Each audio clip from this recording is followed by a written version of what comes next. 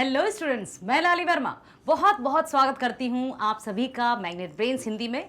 और साथ ही आशा भी करती हूँ कि आप सभी स्वस्थ होंगे, खुश होंगे, प्रसन्नचित होकर अपने अपने कार्यों को कर रहे होंगे और वीडियो देखने के लिए एकदम तैयार हो गए होंगे, क्योंकि मैग्नेट ब्रेन्स लेकर आया है आप सभी के लिए कक्षा 6वीं से 12वीं तक की स्कूल एजुकेशन एकदम फ्री। साथ ही साथ सभी प्रकार की प्रतियोगी परीक्षाएं, पता है ना, प्रतियोगी परीक्षाएं, नहीं सोचेंगे कौन सी परीक्षाएं, कॉम्पिटिटिव एग्जाम्स के वीडियोस भी आप अपने फेवरेट चैनल पर एकदम फ्री देख सकते हैं। और मैग्नेट ब्रेन्स बन चुका है भारत का नंबर 1 प्लेटफॉर्म जो देता है ऑनलाइन स्कूल एजुकेशन एकदम फ्री। अब यहाँ वहाँ अपना ध्यान भटकाने की आवश्यकता नहीं है, एकाग्रचित होकर बने रहिए हमारे साथ, ताकि आप अपने विषय और कक्षा के वीडियोस के साथ साथ आगे जो भी आप चूज करने वाले हैं, जिस भी रास्ते पर चलकर आप अपने भविष्य की तैयारी करना चाहते हैं या फिर अपने लक्ष्य की प्राप्ति करना चाहते हैं, तो सब कुछ मिलेगा यहाँ, वो भी बिना किसी सब्सक्रिप्शन, पेड सब्सक्रिप्शन के। ठीक है, तो इसके लिए आपको क्या करना होगा, जो भी जिस भी विषय के आप वीडियो देखना चाहते हैं, मैं तो कहूंगी हर एक विषय के वीडियोस देखिए, क्योंकि बेस्ट वीडियोस हैं यहाँ। सब्सक्राइब करना है, लाइक करना है और अधिक से अधिक शेयर करना है, ताकि आप जैसे सभी होनहार स्टूडेंट्स हैं वे बहुत अच्छे से बेस्ट वीडियोस का फायदा उठा सकें और अपने अपने लक्ष्य की तरफ अग्रसर हो सकें। डियर स्टूडेंट्स, इस वीडियो में हम देखने वाले हैं, पता है ना आपको, हम अपनी पाठ्य पुस्तक क्षितिज का काव्य खंड स्टार्ट कर चुके हैं और उसका चैप्टर है कौन सा, दूसरा। यदि क्रम अनुसार देखा जाए, इंडेक्स के अनुसार देखा जाए, अनुक्रमणिका के अनुसार देखा जाए, अब आप सोच रहे होंगे अनुक्रमणिका, जी हाँ, इंडेक्स को हिंदी में अनुक्रमणिका कहते हैं। ठीक है, उसके अनुसार देखा जाए तो वाक 11वां पाठ है, 10वां पाठ है। ठीक है, और पाठ 10, क्योंकि पाठ 9 क्या था, साखियां और सबद, तो ये पाठ 10 है और काव्य खंड का दूसरा पाठ है। ठीक है, इस वीडियो में हम करने वाले हैं कवयित्री ललदेवदी जी द्वारा रचित वाकों का कंप्लीट चैप्टर रिवीजन। जी हाँ, जिसमें हम पढ़ेंगे सभी वाक एक बार पुनः और जानेंगे उनके अर्थ को, और ये भी जानेंगे कि किस तरह से संत कवयित्री जो शैव भक्त थी, शिव की भक्त थी, कश्मीरी भाषा की आधार स्तंभ थी, उन्होंने किस तरह से अपने वाकों के माध्यम से मनुष्य जीवन की वास्तविकता को हम सब के समक्ष उजागर किया है। उनकी वाणी अर्थात जो भी उनकी रचनाएं हैं उनको वाक कहा जाता है। कश्मीरी भाषा में ही वे लिखती थी। अब आप सोच रहे हो कि कश्मीरी भाषा में लिखती थी, फिर हमारी हिंदी में कैसे आया मैम? बता देती हूँ। वाक ये जो है कश्मीरी भाषा की कवयित्री द्वारा लिखित है, जो कि कश्मीरी भाषा में ही लिखे थे। फिर मीरा कांति जी द्वारा इनका हिंदी में अनुवाद किया और इनके वाक इतने लोकप्रिय हुए, इतने प्रसिद्ध हुए कि हमारे पाठ्यक्रम में शामिल हुए, जिससे हमें तरह तरह की जो मानवीय वेदनाएं हैं या मानवीय कर्म है, या किस तरह से भ्रम सागर या भव सागर में व्यक्ति फंस जाता है, धंस जाता है और फिर सोचता है कि अब मैं क्या करूं जब अंतिम समय आता है।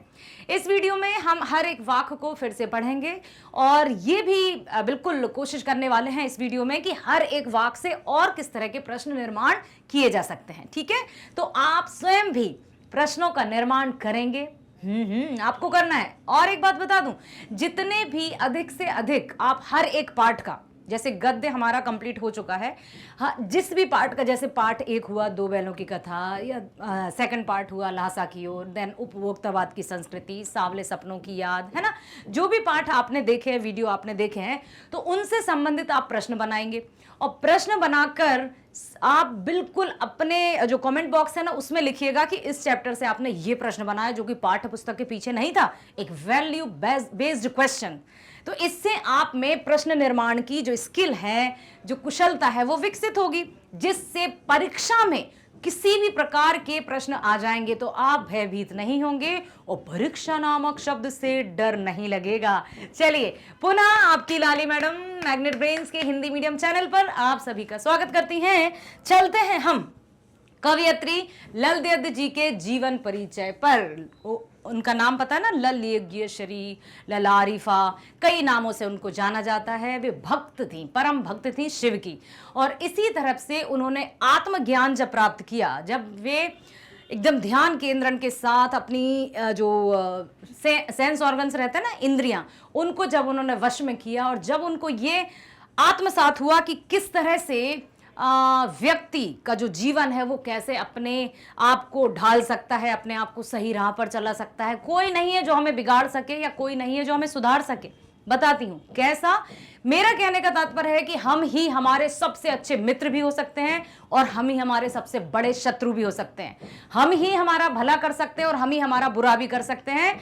It's depends on us only कि हम कौन से रास्ते को अपनाएंगे, किस रास्ते पर चलकर अच्छा होगा। क्योंकि अब आप भी बड़े अच्छे से समझदार हो चुके हैं, 10th क्लास में आ चुके हैं, तो हर एक बात को ध्यान से सुनिएगा।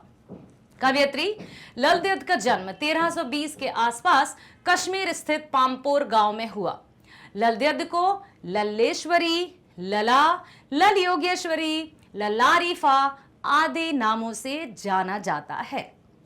वे 14वीं सदी की एक भक्त कवयित्री थी जो कश्मीर की शैव भक्ति परंपरा और कश्मीरी भाषा की एक अनमोल कड़ी मानी जाती हैं। शैव भक्ति परंपरा अर्थात वे शिव की भक्त थीं। कश्मीरी संस्कृति और कश्मीर के लोगों के धार्मिक और सामाजिक विश्वासों के निर्माण में लल्लेश्वरी का अत्यंत महत्वपूर्ण निर्माण है। ध्यान से सुनिए कि कश्मीरी संस्कृति, जो भी कश्मीरी संस्कृति है और कश्मीर के लोगों की धार्मिक और सामाजिक जो विश्वास बना हुआ है, धार्मिक विश्वास, अंधविश्वास नहीं, धार्मिक विश्वास, सामाजिक विश्वास कि किस तरह से समाज में एकता के साथ रहना चाहिए, उसके निर्माण में उन्होंने बहुत कहें या यूं कहें कि अत्यंत महत्वपूर्ण योगदान दिया है, तभी तो उनका महत्वपूर्ण स्थान है।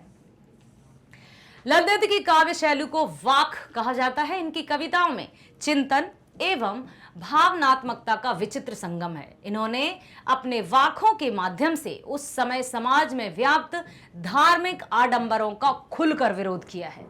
इन्होंने किसी के डर से या किसी के बहकावे में आकर रचनाएं नहीं की हैं, बल्कि इन्होंने जो भी समाज में, परिवार में और अपने आसपास देखा उसका खुलकर जिक्र किया है अपने वाकों के माध्यम से। साथ ही साथ जहां उन्हें लगा कि यहां तो कुछ गड़बड़ है तो उन्होंने उसका खुलकर विरोध किया है निडरता के साथ। समझ में आया? ठीक है। इनकी काव्य शैली की भाषा अत्यंत सरल मानी जाती है। बिल्कुल, अभी आप देख भी लीजिएगा कि जो भी वाक हैं उनमें ऐसे कोई शब्द नहीं है जो हमें लगे हाँ इनका अर्थ क्या है। कुछ एक आध शब्द हैं, वो शब्दार्थ भी दिए रहते हैं, जिसकी वजह से लल देद और भी प्रभावशाली बन जाती हैं।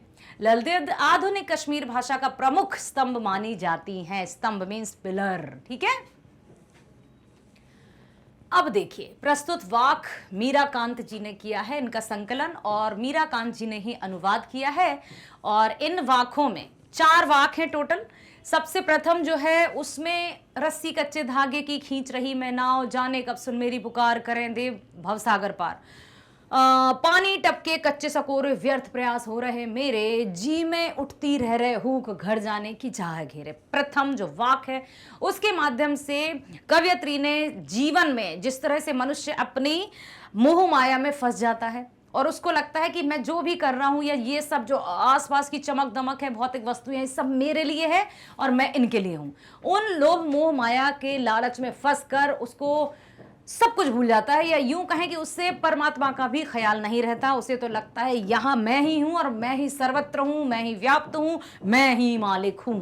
ये शायद उसमें अहंकार आ जाता है। तो ये बताने का प्रयास किया है प्रथम वाक में कि जो भी प्रयास होते हैं वो दिखावे के लिए ठीक है कि हम मंदिर गए, हम मस्जिद गए, हम काबा गए, हम कैलाश गए, ठीक है, हमने ये चढ़ावा किया तो हमने वहां पर यज्ञ कराए, हमने रात रात भर जागरण किए, दिखावे के लिए। मन में क्या है, भावना क्या है, वो तो परमात्मा भी जानता है। दिखावे के लिए आप दुनिया को तो दिखा सकते हैं, ठीक है, फिजिकल तौर पर आप दिखा सकते हैं, लेकिन मन के भाव किस तरह के हैं। यदि मन में पवित्रता है तो परमात्मा हमारे साथ है। सेकंड जो वाक है उसमें कहा है खा खा कर कुछ पाएगा नहीं, ना खाकर बनेगा अहंकारी। बड़ी अजीब सी बात है ना कि खा खा कर कुछ पाएगा नहीं और ना खाकर बनेगा अहंकारी। तो खाना भी नहीं है और नहीं भी खाना है। समझ रहे हैं आप? विरोधाभास यहां पर प्रकट हुआ है कि खा खा कर कुछ पाएगा नहीं, ना खाकर बनेगा अहंकारी। अर्थात जितना भी लोभ मोह लालच, जो भी भौतिक वस्तु हैं, उनके दलदल में जितना भी हम उनके आसपास आएंगे वो अपनी ओर हमें उतनी ही आकर्षित करती जाएंगी। जैसे लोभ, जैसे भ्रष्टाचार हुआ, भाई भतीजावाद हुआ, आप नेपोटिज्म शब्द से भली भांति परिचित होंगे। तो ये सारी चीजें कि इनको खा खा कर क्या क्या खाते हैं बताइए? क्या सिर्फ हम भोजन खाते हैं? मनुष्य रिश्वत भी खाता है, पिटाई भी खाता है, डांट भी खाता है, बहुत सारी चीजों को खाता है, ठीक है। तो उन्होंने कहा है कि खा खा कर कुछ पाएगा नहीं, जितना लालच करोगे उससे कुछ प्राप्त नहीं होगा। ना खाकर बनेगा अहंकारी। ओ, अब नहीं खाएगा तब भी अहंकारी बन जाएगा। कवियत्री ये बताना चाहते हैं कि बहुत से साधु संत या त्यागी कहें, त्यागी, ठीक है, जो कहते हैं कि मैंने परिवार, रिश्ते नाते सबका त्याग कर दिया, सबके त्याग के साथ मैं जंगल में निवास करता हूं, सिर्फ और सिर्फ परमात्मा का ध्यान करता हूं। और जब उसमें ये लगता है, उसके मन में अहंकार की एकदम आग धधकने लगती है और उसको लगता है कि मैं तो इन लोगों से काफी ऊपर हूं, और जब ये बात मन में आ गई कि ये तुच्छ है मेरे समक्ष, मैं बड़ा हूं, अहंकार आ गया। तो खा खा कर कुछ पाएगा नहीं, ना खाकर बनेगा अहंकारी। सम खा तभी होगा संभावी, खुलेगी सांकल बंद द्वार की। संयम बनाकर रखना है, संतुलन बनाकर रखना है, ना ही भोगों में अत्यधिक लिप्त रहना है, ना ही अपने शरीर को सुखाना है। जो भी जितने भी संस्कार हैं उन पर अमल करते हुए जीवन व्यतीत करना है, उसी को सत्कर्म कहते हैं। फिर है नेक्स्ट वाला कि आई सीधी राह से गई ना, नहीं वो है ना, सुषम सेतु पर खड़ी थी बीत गया दिन, जेब टटोली कौड़ी ना पाई, मांझी को दूं क्या उतराई। संपूर्ण जीवन बीत गया, बचपन गया, जवानी गई, बुढ़ापा आ गया, आप खड़े हैं मृत्यु की शैया पर, अब क्या करें, अब तो उसके अलावा कोई सहारा नहीं। लास्ट है वाक्य की थल थल में बसता है शिव ही, भेद न कर क्या हिंदू मुसलमान, ज्ञानी है तो स्वयं को जान, वही है साहिब से पहचान। यहाँ पर ललदेव जी ने बताया है कि संपूर्ण जो प्रकृति है, जो प्रकृति का हर एक कण है, उसमें परमात्मा का निवास होता है। प्रस्तुत वाक्यों का संकलन मीराकांत जी ने किया है, क्योंकि ये जो वाक कश्मीरी कवयित्री है ना ललदिया, दोनों ने कश्मीरी भाषा में लिखे थे। मीराकांत जी ने इनका अनुवाद भी किया है और संकलन, मतलब संकलन समझते ना, कलेक्ट किया है उनको, ठीक है। यहाँ प्रस्तुत वाक्यों में कवयित्री ललदत हमें कहना चाहती हैं कि ईश्वर को ढूंढने के लिए मंदिर मस्जिद में जाने से कोई फायदा नहीं होगा। ईश्वर को प्राप्त करने के लिए केवल एक ही मार्ग है, अगर सच्चे हृदय से हम अपने अंतःकरण की ओर झांकेंगे तो ईश्वर हम प्राप्त कर सकते हैं ईश्वर को। ललदत के अनुसार आत्मज्ञान ही सच्चा ज्ञान है, और जो हमें बाह्य आडंबरों से भरी इस समाज रूपी नदी में डूबने से बचा सकता है। यदि आत्मज्ञान हो गया, आत्मज्ञान अर्थात समझ रहे हैं आप, वास्तविकता का ज्ञान, यथार्थ का ज्ञान कि जीवन है, मरण, ठीक है, जन्म हुआ है, मृत्यु अटल है। जितना भी हम लोभ मोह के लालच में जाएंगे उससे कुछ भी हासिल नहीं होने वाला, क्योंकि अंतिम समय में हमें उतनी ही जमीन चाहिए जितनी हमारी हाइट है, उतना ही धन चाहिए जितना कि वो भी हमें कहाँ चाहिए, हम तो गए खाली हाथ आए थे, कहते हैं ना, मुट्ठी बांधे आया जग में हाथ पसारे जाएगा, नाम हरि का जपले बंदे फिर पीछे पछताएगा। तो यहाँ पर ये यही बताना चाहती है, ठीक है।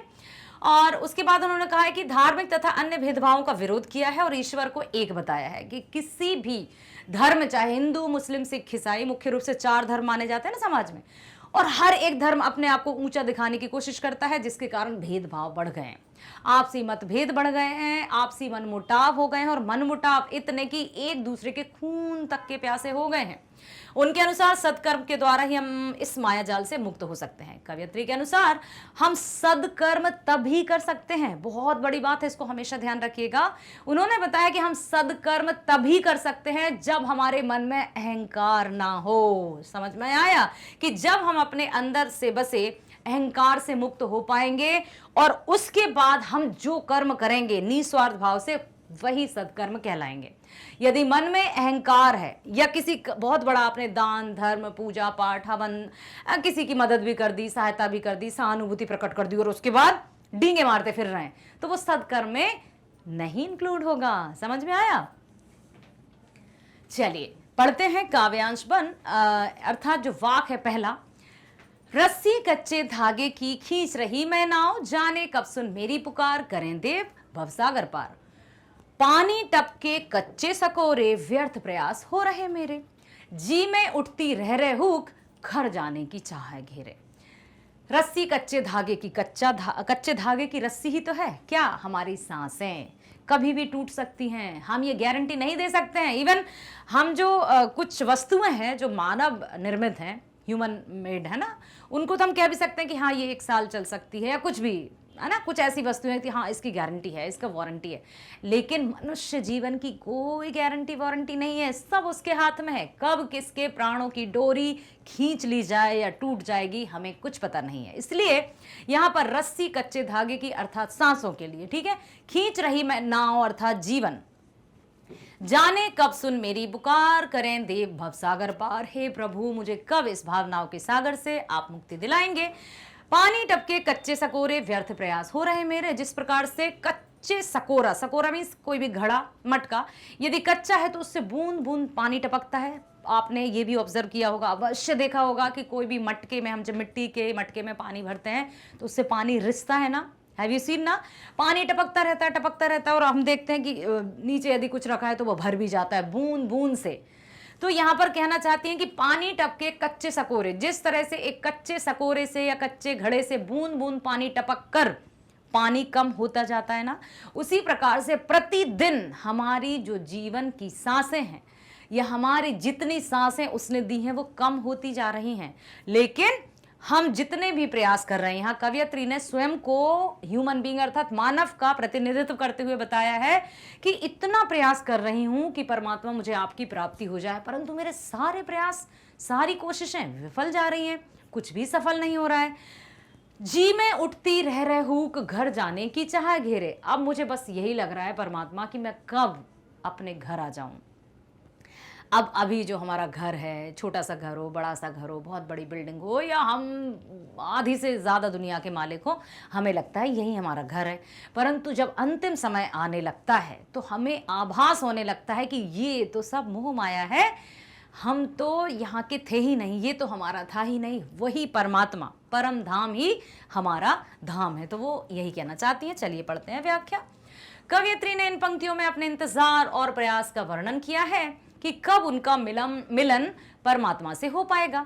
जिस तरह कच्चे घड़े से पानी टपक टपक कर कम हो जाता है, उसी तरह कवयित्री का जीवन भी कम होता जा रहा है। यहाँ सिर्फ और सिर्फ कवयित्री की बात नहीं की जा रही है, हर एक मनुष्य की बात की जा रही है।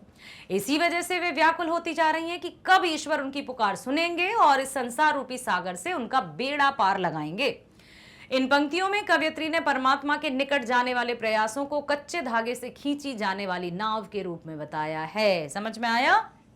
और कहा है कि उन्होंने कच्चे धागे शब्द का प्रयोग इसलिए किया है क्योंकि मनुष्य कुछ समय के लिए ही इस धरती पर रहता है।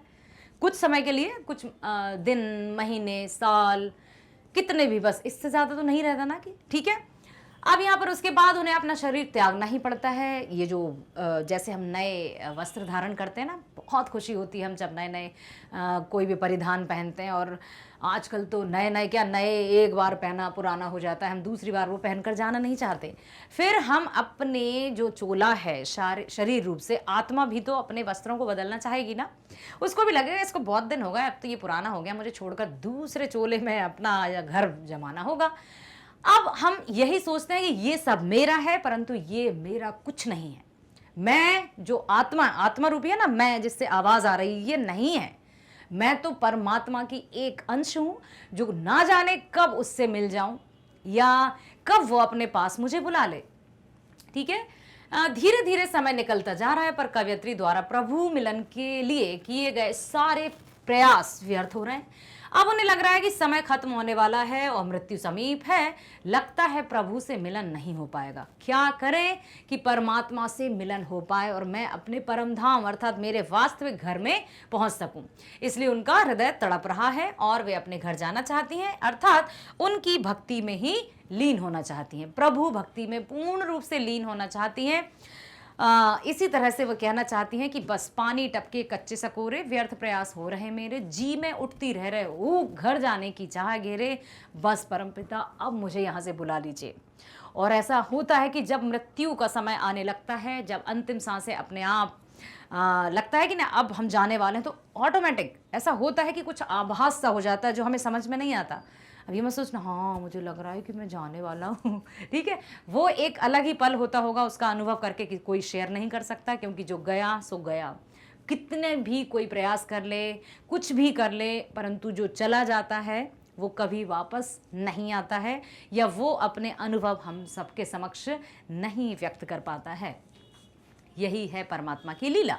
खा खा कर कुछ पाएगा नहीं, ना खाकर बनेगा अहंकारी, समखा तभी होगा संभावी, खुलेगी सांकल बंद द्वार की। खा खा कर मतलब मोह लोभ माया धन के जाल में फंस फंस कर जितना जाओगे उतना ही उसमें धंसते जाओगे धंसते जाओगे धंसते जाओगे। अब ना खाकर बनेगा अहंकारी। हाँ, यदि बिल्कुल भी ये जो मानव जीवन जब प्रभु ने दिया है ना, तो उसमें हमें सभी संस्कारों का पालन करना होगा। अर्थात जितने भी क्रिया और हमारे जो कार्य प्रभु ने सौंपे हैं, परमात्मा ने सौंपे हैं, उसको जिस भी हम नाम से जानते हैं, उन सभी कार्यों को हमें करना होगा। एक भी कार्य से यदि हम विमुख हुए, विमुख अर्थात एक भी कार्य को हमने छोड़ा कि नहीं नहीं इसको नहीं करना है, इसका क्या अर्थ हुआ कि हम परमात्मा की बनाई हुई सृष्टि में व्यवधान उत्पन्न कर रहे हैं, उसमें टांग अड़ा रहे हैं। यदि सिंपली भाषा में कहा जाए, जन्म संस्कार, ठीक है, जन्म हुआ, फिर नाम संस्कार होता है, तो फिर अन्नप्राशन संस्कार होता है, फिर विवाह पाणी ग्रह संस्कार होता है, ऐसे 16 संस्कार होते हैं, ठीक है, और अंत में तो अंतिम संस्कार होता ही है।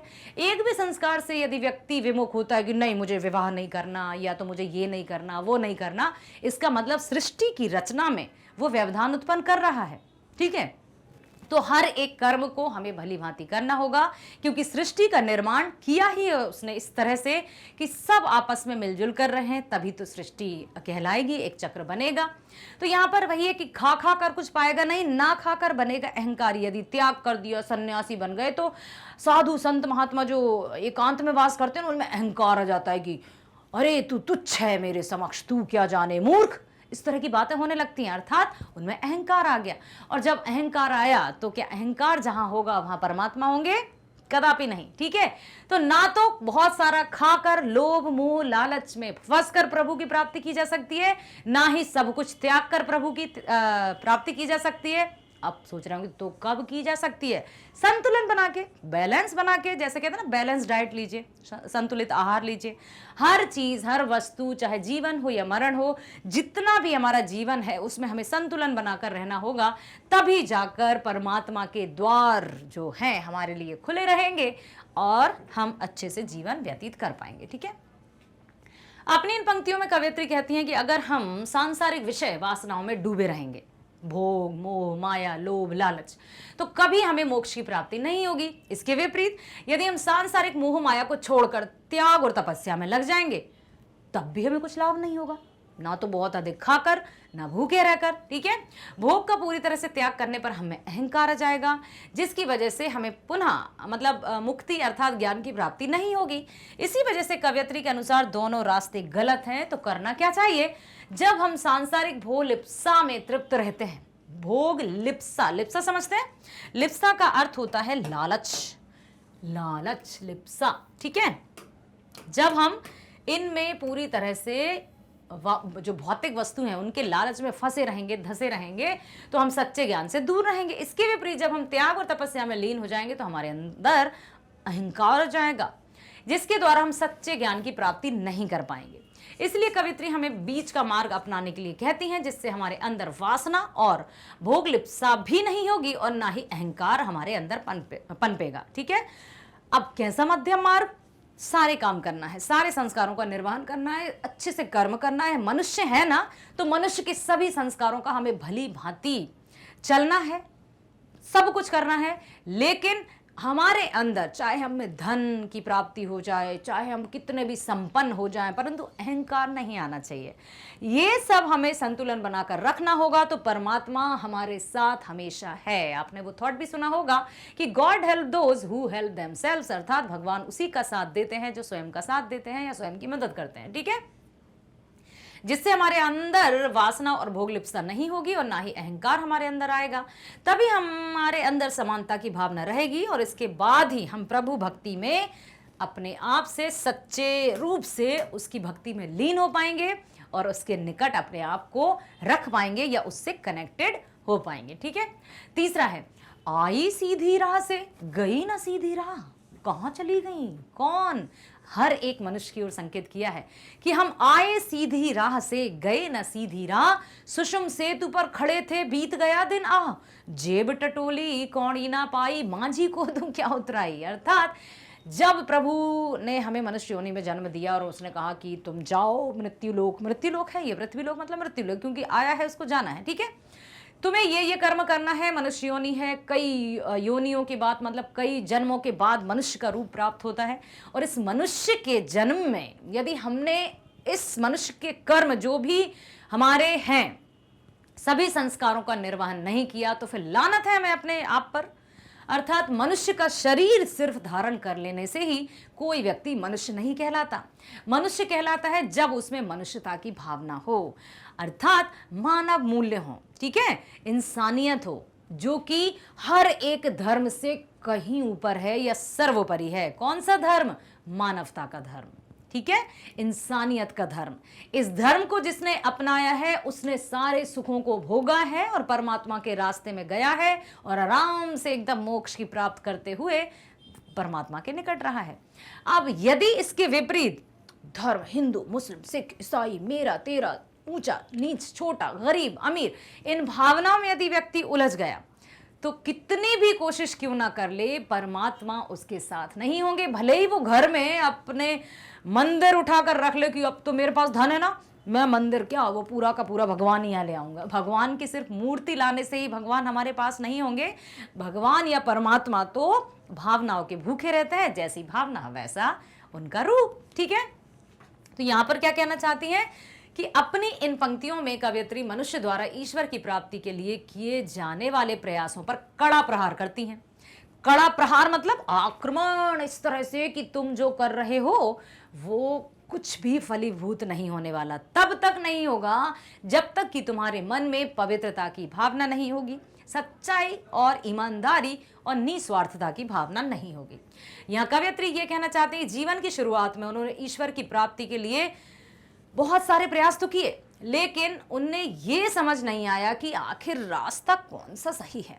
क्या मैं इस रास्ते पर जाऊं जहां सब जा रहे हैं, बिल्कुल कोई पैदल जा रहा है, कोई किसी के पैरों से खून बह रहा है और लग रहा है कि हाँ लोग देखेंगे, देखो बेचारा बिना चप्पल के जा रहा है, कितना बड़ा भक्त है। अब लेकिन हाँ, मन में भावना है तो वाकई में भक्त है। यदि हम दिखावा कर रहे हैं कि लोग देखें कि हम देखो कितना कठिन घोर तपस्या कर रहे हैं, तो फिर उसका कोई लाभ नहीं होने वाला। अब कौन सा मार्ग गलत, इसलिए वो राह भटक गई, अर्थात संसार के आडंबरों में बहक गई। जिस तरह का संसार या जिस तरह के व्यक्ति कर्म करते जा रहे हैं उसी तरह का वो भी करना चाहती हैं और उन्हीं के पिछलग्गू हो गई या पीठ पीछे चले गए। वो सिर्फ कवयित्री नहीं, हर एक मनुष्य की बात कर रही हैं। यहाँ रास्ता भटकने से मतलब है समाज में प्रभु भक्ति के लिए अपनाए जाने वाले तरीके, जैसे कुंडली फेरना, जागरण करना, जप तप करना इत्यादि। ये सब ऐसे मार्ग हैं जो लोगों को भटका देते हैं और हमें लगता है कि अच्छा ये भी तो करा रहे हैं, इससे अच्छा भगवान प्रसन्न होंगे, हम भी करवा लेते हैं। परंतु ये सब करने के बाद भी उनका परमात्मा से मिलन ही नहीं हुआ। लो, उनको लगा कि सबने बड़ी पूजा अर्चना, हवन, यज्ञ, कुंडली जागरण तो ये सब करवाया है, तो अब तो परमात्मा यूं समझ लो कि मेरे पास ही आ गए। लेकिन उससे कुछ नहीं हुआ। अब क्या करें, कैसे? सबको तो लगता था कि ये बड़े बड़े यज्ञ, हवन, पूजा या मंदिरों का निर्माण करवा दो, ये करवा दो, ठीक है, अच्छा खाना भी खिलवा दो लोगों को। कहते हैं ना भूखों को भोजन कराना चाहिए। मन में है, देखो मैंने आज अपने पैसों से इतने भूखों को खाना खिलाया, उनकी क्या मजाल कि वो मेरे सामने कुछ भी चूं कर सकें। समझ में आया? किसी पर उपकार करके यदि आपने जता दिया तो वो उपकार नहीं कहलाता है, किए कराए पर पानी फिर जाता है। परंतु ये क्या हुआ कि तब सब कुछ करने से भी प्रभु का मिलन नहीं हुआ, इसलिए वो दुखी हो गई कि जीवन भर इतना सब कुछ करने के बाद भी उन्हें कुछ हासिल नहीं हुआ और वे खाली हाथ ही रह गई। क्यों? उन्हें तो अब ये डर लग रहा है कि जब वे भवसागर रूपी समाज को पार करके ईश्वर के पास जाएंगी तो परमात्मा को क्या जवाब देंगी। जेब टटोली कौड़ी ना पाई, मांझी को दूं क्या उतराई। इसलिए अब क्या करें, अब कैसे रहे, अब तो जीवन का अंतिम समय भी आ गया। इसलिए समय रहते बहुत अच्छे से कर्म करते हुए बिना किसी घमंड या दर्प या अहंकार जैसी भावना को मन में लाते हुए अपना जीवन व्यतीत करना चाहिए। कुछ पंक्तियां याद आ रही हैं मेरी कि जब मैं हॉस्टल में थी, मेरी एक फ्रेंड ने लिखी थी, मेरी पंक्तियां नहीं है, ठीक है।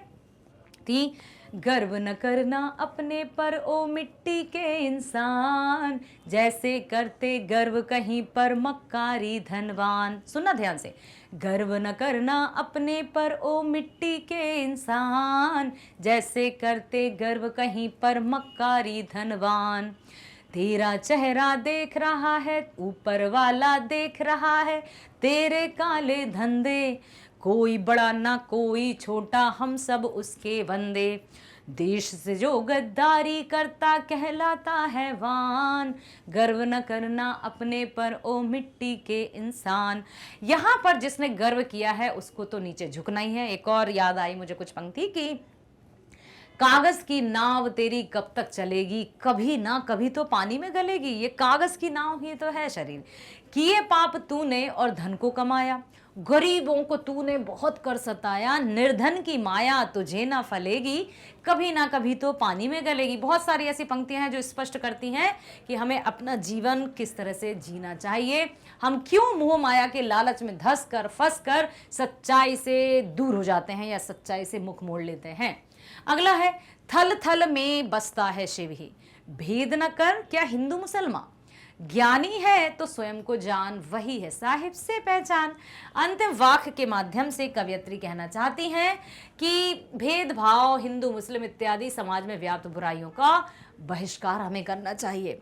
इन जो धार्मिक भेदभाव है इनमें पड़ना नहीं चाहिए, ठीक है। उनके अनुसार शिव हर जगह बसे हुए हैं, अर्थात परमात्मा, चाहे वो जल हो, आकाश हो, धरती हो, प्राणी हो, यहाँ तक कि हमारे अंदर भी जो सांसें हैं वो भी तो उनकी सहायता है, क्योंकि जो सांस है जो टूटी सब कुछ नष्ट। सांस चल रही है तो हम चल रहे हैं, और सांस रुक गई तो हम थम कर शून्य हो जाएंगे। मिट्टी का शरीर मिट्टी में मिल जाएगा। वह किसी व्यक्ति को ऊंच नीच भेदभाव की दृष्टि से नहीं देखती, बल्कि हिंदू मुसलमान को एक ही नजर से देखता है परमात्मा। उसके अनुसार ईश्वर की प्राप्ति के लिए सबसे पहले हमें आत्मज्ञान प्राप्त करना जरूरी है, क्योंकि इससे ही हम ईश्वर की प्राप्ति कर सकते हैं। जब हमें अपनी कमियां अर्थात जो भी हमारी बुराइयां हैं और हमें लगा कि ओहो हमने गलत कर दिया, प्रभु क्षमा कर दे, हम पश्चाताप करने लगते हैं, तो तब हमारे अंदर आत्मज्ञान उत्पन्न हो जाता है। जब हमें अपनी कमियां बुराइयां नजर आने लगती हैं और हम उनको कम करने का प्रयास करते हैं, तब जाकर वो हमारे साथ आने लगता है, ठीक है।